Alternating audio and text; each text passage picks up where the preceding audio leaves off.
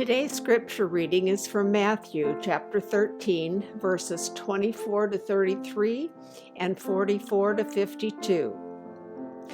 Jesus put before them many parables. The kingdom of heaven may be compared to someone who sowed good seeds in his field, but while everybody was asleep, an enemy came and sowed weeds among the wheat, and then went away. So when the plants came up and bore grain, then the weeds appeared as well.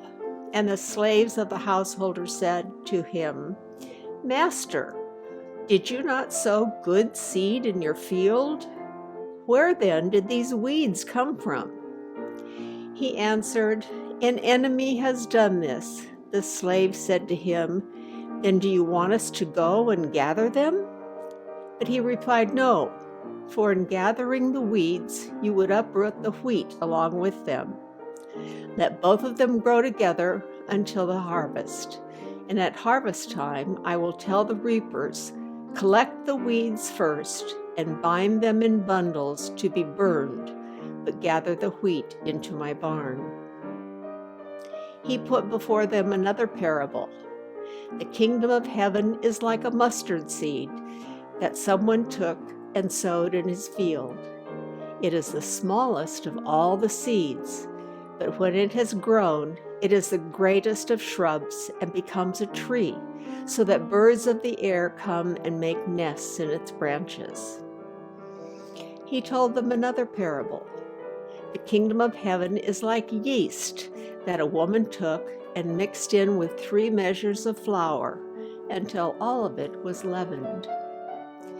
The kingdom of heaven is like treasure hidden in a field, which someone found and hid, and then in his joy goes and sells all that he has and buys that field.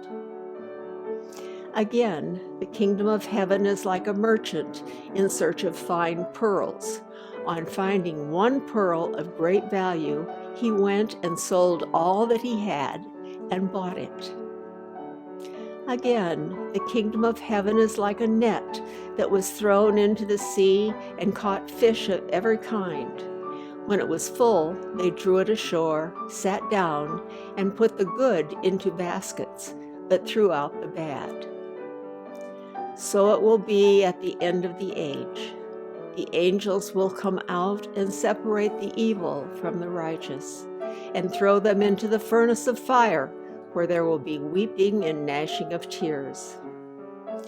"Have you understood all this?" They answered, "Yes." And he said to them, "Therefore, every scribe who has been trained for the kingdom of heaven is like the master of a household, who brings out of his treasure what is new and what is old."